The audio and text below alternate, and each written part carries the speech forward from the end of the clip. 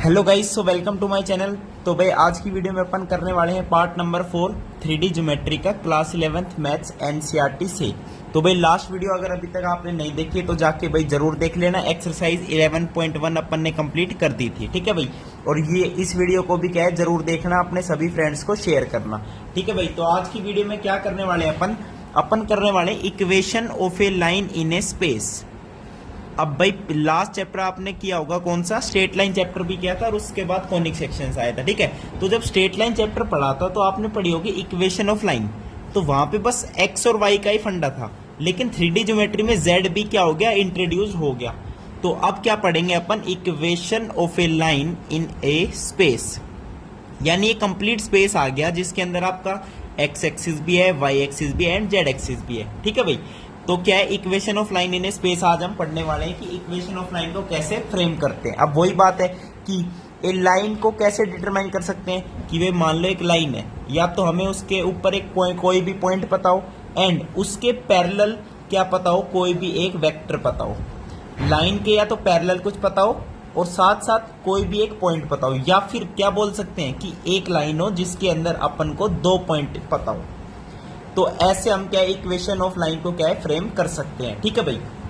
अब क्या करते हैं कि अपने जो है एक डिराइव करते हैं कि इक्वेशन ऑफ लाइन को कैसे डिराइव करते हैं, ठीक है भाई। तो एक एग्जांपल ले लेते हैं कि हमारे पास एक लाइन है, ठीक है। नेक्स्ट पेज पे करते हैं इसे, देखो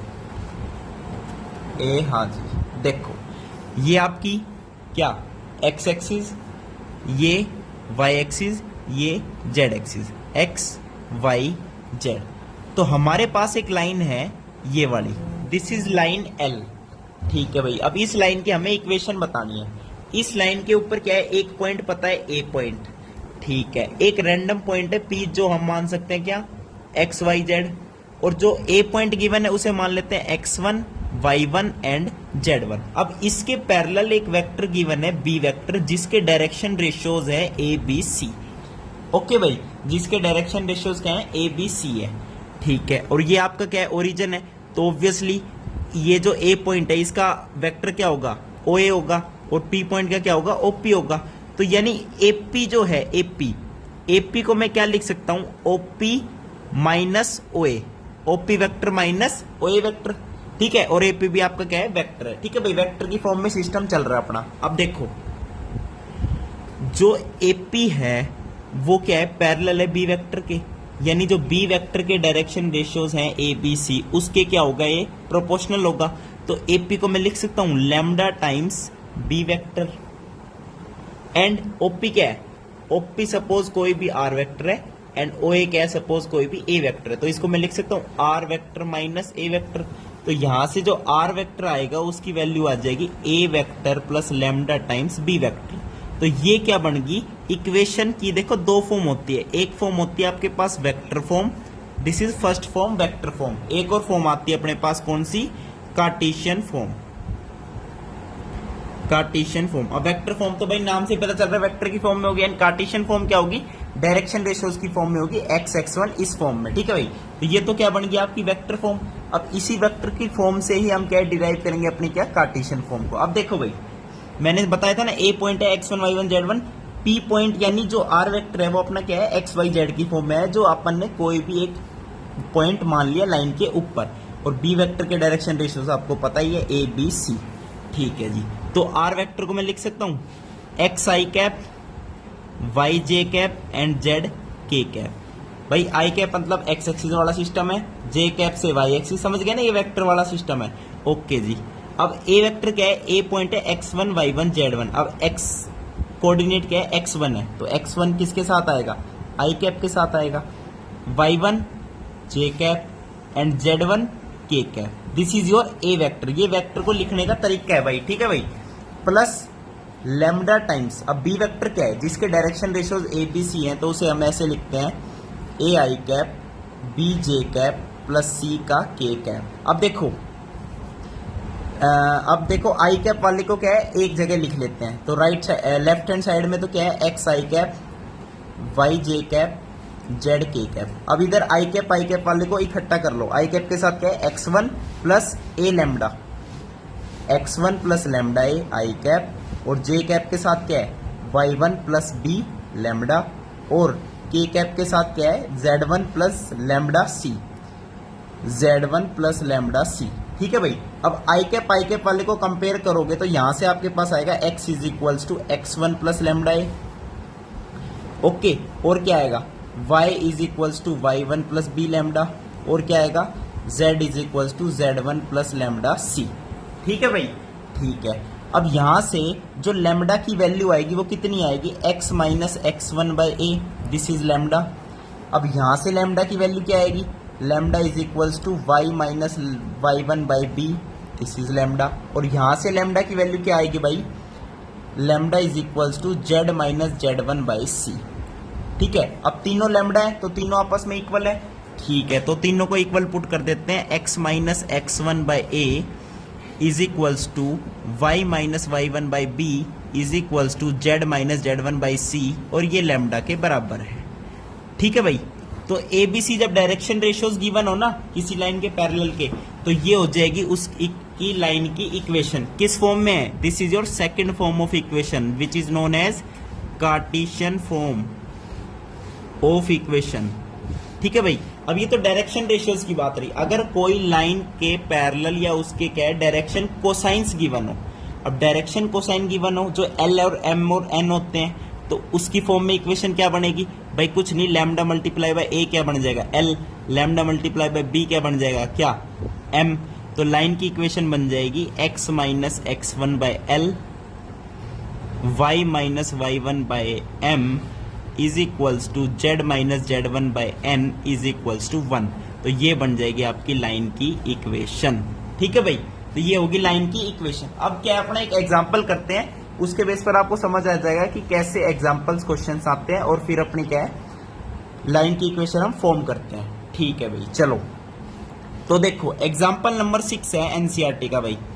एग्जांपल नंबर 6 क्या कह रहा है कि वेक्टर एंड कार्टेशियन इक्वेशन निकालो अलग अलग of the line through the point. अब एक पॉइंट दे दिया लाइन के ऊपर, कौन सा पॉइंट है 5,2, माइनस का 4, and which is parallel to the vector, जो लाइन के पैरेलल वेक्टर है यानी बी वेक्टर है, वो क्या गिवन है 3i cap plus 2j cap minus का 8k कैप। अब ये गिवन है, it means direction ratios given है।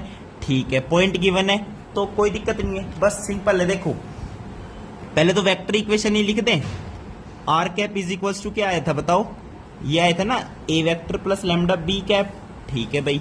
अब देखो ए वेक्टर क्या हो गया 5i cap 2j cap minus का 4k cap, this is your A vector. A vector plus lambda times B vector, B vector क्या आ गया 3i cap plus 2j cap minus 8k cap. तो this is your vector equation of the line. ठीक है भाई, ये तो अपनी वेक्टर की इक्वेशन होगी। अब चलते हैं इसकी कार्टेशियन इक्वेशन की। तो डायरेक्शन रेशियोज क्या है 3, 2 माइनस का 8, तो बस सिंपल है x minus 5/3, x minus 2/2, x plus minus का 8। ठीक है भाई। तो ये आपके क्या हो जाएंगे कार्टेशियन फॉर्म की इक्वेशन हो जाएगी। ओके गाइज, ओके भाई। चलो अब देखो भाई क्या सिस्टम है इसका। अब कार्टेशियन इक्वेशन लिखनी है ना, चलो। तो कार्टेशियन इक्वेशन क्या बन जाएगी भाई बताओ, x minus 5/3 is equals to y minus 2/2 and z plus minus का 8। तो ये आपकी बन जाएगी क्या Cartesian equation of the line. ठीक है भाई। तो ये था आपका एग्जाम्पल। ओके भाई। अब नेक्स्ट टॉपिक करते हैं कि लाइन के बीच में एंगल की बात कर रहे हैं, angle between two lines, angle between two lines. तो यहां पे क्या है भाई डॉट प्रोडक्ट का फंडा आएगा, तो वो समझ लो आप पहले तो कि भाई ए वेक्टर डॉट बी वेक्टर क्या होता है, ए का मोड मल्टीप्लाई बाय बी का mode and multiply by cos theta. Theta क्या है दोनों वेक्टर के बीच में एंगल है। ठीक है भाई। तो ये हो गया ये। अब जैसे ही कोस थीटा आ गया ना, जैसे डॉट प्रोडक्ट में कोस थीटा आता है, तो भाई आपने क्या पढ़ा होगा कि कभी भी लाइन का स्लोप जब हमें गिवन होता था तो हम एक फॉर्मूला लिखते थे tangent theta is equals to m1 minus m2 upon में 1 प्लस m1 m2 का मोड, यानी स्लोप की फॉर्म में जब दो लाइन के स्लोप गिवन हो तो tangent theta is equals to ये होता है। अब यहाँ पे क्या है 3D ज्योमेट्री में जब एंगल बिटवीन टू लाइन्स लेते हैं two lines in a plane, तो उसका फॉर्मूला आता है भाई cos theta is equals to A1 A2 B1 B2 C1 C2 upon में root under A1 square B1 square C1 square multiply by root under A2 square B2 square and C2 square, और उसका क्या mode, क्योंकि acute angle की बात करते हैं इसलिए मोड लिखना जरूरी है। एक्यूट एंगल मतलब 0 से 90 के बीच में, और उसमें कोस थीटा क्या होता है अपना पॉजिटिव होता है, तो इसलिए मोड लेना क्या हो गया भाई जरूरी हो गया। ठीक है भाई, तो ये हो गया एंगल बिटवीन टू लाइंस। अब दो लाइंस यानी दो लाइंस की आपको क्या दे रखी है, डायरेक्शन रेशियोज दे रखी है। एक लाइन की डायरेक्शन रेशियो है A1 B1 C1 और एक लाइन की डायरेक्शन रेशियोज है A2 B2 C2। ठीक है भाई, ओके ओके जी। अब देखो ये ऐसी लाइंस है भाई, ये जो दो लाइंस है ना जिसके डायरेक्शन रेशियोज बताएं, ये ऐसी लाइन है जो पास करती है ओरिजिन से। अब मान लो ओरिजिन से पास नहीं करती तो कोई बात नहीं, एक ऐसी लाइन मान लो जो ओरिजिन से पास करती है, तो बस उसके पैरेलल उसके जो डायरेक्शन रेशियोज होंगे उससे निकाल दो cos theta is equals to करके। ठीक है भाई, अच्छा जी ठीक है। अब ये तो डायरेक्शन रेशियोज की बात है। अगर आपसे कहे कि डायरेक्शन कोसाइंस गिवन है, तो डायरेक्शन कोसाइन जब गिवन होते हैं ना भाई, तो कोस थीटा किसके बराबर आता है, कोस थीटा अपना बराबर आता है L1 L2 plus M2 M1 M2 और प्लस में क्या, प्लस में क्या बताओ बताओ, N1 N2। भाई L Mn दोनों हो गए ना, और इसका क्या कर दो बस मोड कर दो। यानी जब डायरेक्शन कोसाइन गिवन होते हैं तो एंगल बिटवीन टू लाइंस हो जाएंगे L1 L2 plus M1 M2 plus N1 N2 का मोड। ठीक है जी, ठीक है भाई। और कोस थीटा निकल गया तो आप कितने भी ट्रिग्नोमेट्रिक फंक्शंस निकाल सकते हो, cos theta sine theta tangent theta cot theta सब निकाल सकते हो। ठीक है जी, चलो जी। अब देखो, अब यहाँ पे कुछ क्या है, केसेस हैं, कुछ केसेस हैं। पहली बात तो आपको पता होनी चाहिए कि A1 B1 C1 क्या direction ratios for line L1 and A2 B2 C2 क्या direction ratios for line L2। तो फर्स्ट केस क्या है कि लाइंस क्या है, परपेंडिकुलर है, इट मींस थीटा क्या है 90 डिग्री है। तो A1 B1 C1 और A2 B2 C2 में क्या रिलेशन है भाई, A1 A2 plus B1 B2 plus में C1 C2 किसके बराबर है, 0 के बराबर है। ठीक है भाई। अब सेकंड केस चलें, ये केसेस आपको याद होने चाहिए। जब लाइंस क्या हो, पैरेलल हो। पैरेलल अगर लाइन है तो थीटा कितना हो गया, 0 हो गया। थीटा 0 हो गया तो यहां से आता है A1 by A2 is equals to B1 by B2 is equals to C1 by C2। ठीक है भाई, तो ये हो गया इसका क्या फंडा। ठीक है जी। अब बात करते हैं वेक्टर इक्वेशन। दो लाइंस है जिनकी वेक्टर इक्वेशंस गिवन है, ये तो तब है तब डायरेक्शन रेशियोज गिवन होते हैं फॉर्मूला। अब बात करते हैं कि angle between two lines when equation of lines are given. ठीक है भाई, अपन बात कर रहे हैं angle between two lines when equation is given. ठीक है भाई, व्हेन इक्वेशन इज गिवन। तो एक लाइन की इक्वेशन मान लेते हैं क्या गिवन है, are vector is equals to A1 vector plus में लैम्डा B1 वेक्टर। एक लाइन की इक्वेशन क्या मान लेते हैं, A2 वेक्टर प्लस में बताओ, इस बार लैम्डा की जगह म्यू मान लो या कुछ भी मान लो। ठीक है, तो ये हो जाएगा B2 का वेक्टर। ये दो लाइन की इक्वेशन गिवन है। अब क्या होता है एंगल बिटवीन टू लाइंस का फॉर्मूला, तो भाई वो फॉर्मूला है cos theta is equals to B1 vector dot B2 vector upon में mod of B1 mod of B2 और कंप्लीट का क्या मोड। तो ये आ जाएगा आपका कोस थीटा का फंडा। अब ऊपर डॉट प्रोडक्ट है ना, तो डॉट प्रोडक्ट तो करनी पड़ेगी। ठीक है भाई, ओके जी कोई बात नहीं। ये तो वेक्टर इक्वेशन है। अब इसी की कार्टेशियन इक्वेशन बना दूं, तो पहली लाइन की कार्टेशियन इक्वेशन क्या बनेगी, x minus x1 by A1 y minus y1 by B1 z minus z1 by C1 बन गई कार्टेशियन इक्वेशन। दूसरी की Cartesian equation x minus x2 by A2 y minus y2 by B2 and z minus z2 by क्या C2 बन गई। ठीक है, तो अब फॉर्मूला क्या बन गया अपना बताओ। अब फॉर्मूला वही बन गया A1 A2 प्लस में B1 B2 प्लस में C1 C2 अपॉन में root under A1 square B1 square C1 square multiply by root under A2 square b2 square and c2 का स्क्वायर और पूरे का क्या मोड, तो ये बन गया भाई कोस थीटा। ठीक है भाई, तो अब करते हैं इसके बेसिस पर एग्जांपल और वीडियो को करते हैं भाई फिनिश। ठीक है भाई, बाकी दो टॉपिक्स अपने नेक्स्ट वीडियो में करेंगे जो लाइन से ही रिलेटेड है। ठीक है जी, तो एग्जांपल नंबर 7 देखिए क्या कह रहा है।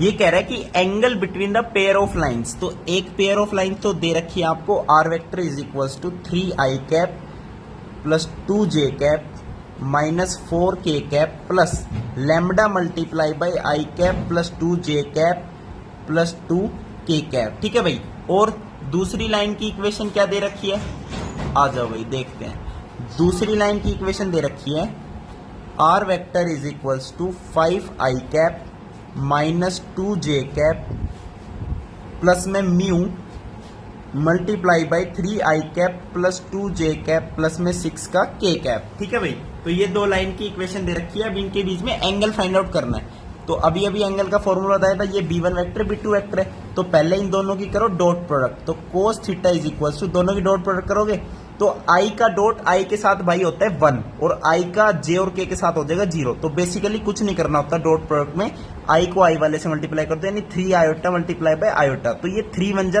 3 की 1 से मल्टीप्लाई है सिंपल, तो 3।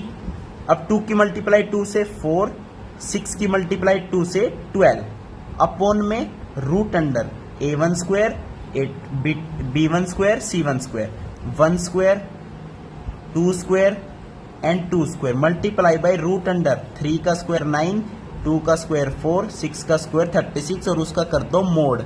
अब ये ऊपर कितना आ गया, 12 और 4 16 जमा 3 19, तो 19 अपॉन में 4 प्लस 4 8 और 1 9, तो 9 का रूट आ जाएगा 3 और इसमें देखो 9 और 4 13, तो ये बन जाएगा कितना 49 का रूट कितना आ गया 7 और उसका मोड, यानी ये है 19 बाय 7 या 21, 19 बाय 21 का मोड, तो यानी पॉजिटिव तो है ही।